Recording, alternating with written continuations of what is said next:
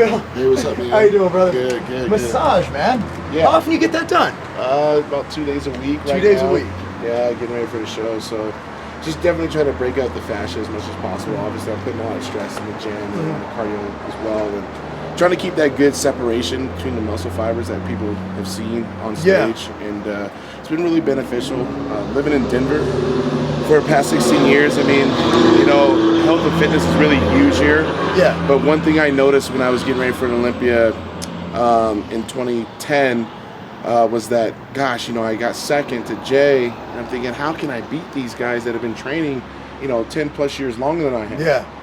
I realized then that it was the recovery. If I could recover faster, because what do people most complain about when they go to the gym? Oh man, I want to train, man, because if I train with you and you're advanced, you know, I'm going to be sore for a week. So I thought, if I could learn to recover faster, not just with supplements and food, then that means I can come back to the gym and not be worried about injuries or whatever. Exactly. So I've been doing that here over at my wife's salon, so that's really good. I get benefits, I guess, having that, but it's been a real integral part of my development. So in the off season, do you go less frequently, like once a week, every other week? Yeah, usually once a week during the off season because of the travel. Traveling, yeah, that's what I find. I mean, and you can't just go to any massage therapist. No, I don't trust. You know, it's like a spotter, right? In the gym. I mean, I'm sure you've done that. Like, you know, you have guys that you're like, nah, dude, like I got this on my own. Masseuse, you know, same with chiropractic, whatever. I have a selected people that I even use on the road.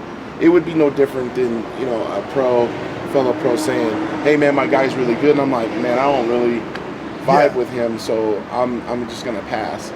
That's just how I am. I'm kind of superstitious, I guess. I'm just with certain type of order of operation, and you know, it sucks because I traveled this year alone over 230,000 miles.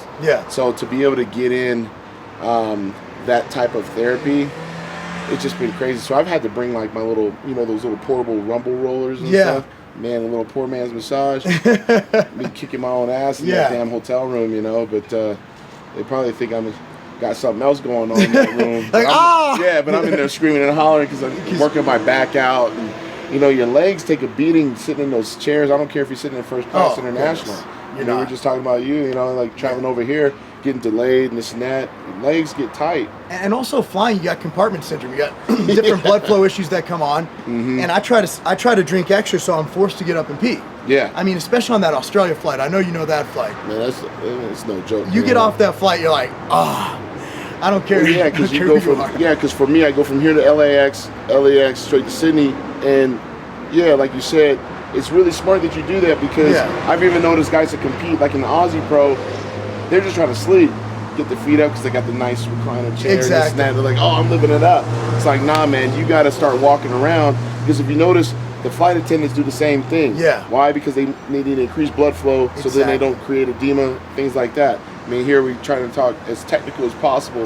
But I mean, we are bodybuilders, whether you compete or not, and the last thing you want is to not have that proper blood flow, and you're gonna feel like crap. I mean, you know, that trip alone is horrendous.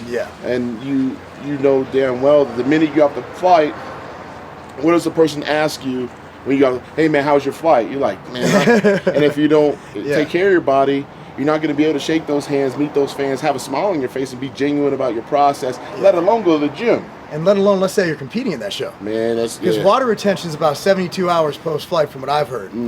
Just water imbalance, just because the air pressure, everything going on.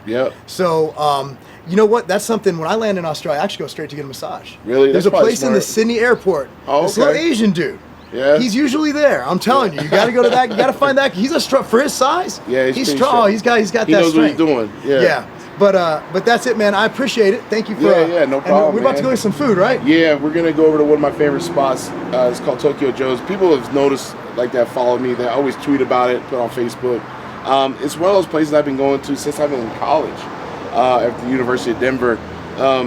The owner, Larry Heath, I mean, like, he's been awesome into providing a place which you can really get, you know, your macros accordingly to clean eating.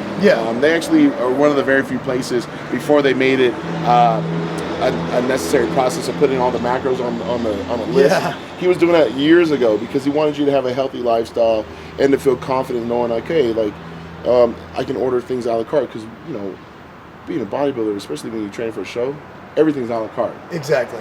Cup of rice, 10 ounces of chicken, this and that. It's like they have it. So we're gonna go over there. I've been actually able to eat there, and that kind of helps me too.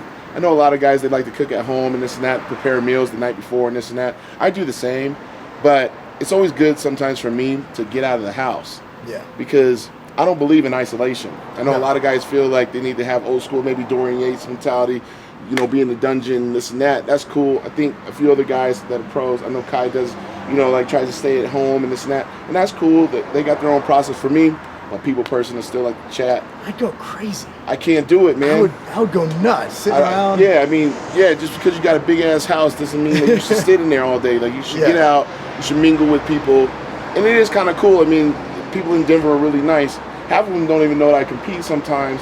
They're like, oh yeah, when's the show? I'm like, man, it's like 3 weeks out, man. But we're going to go over there.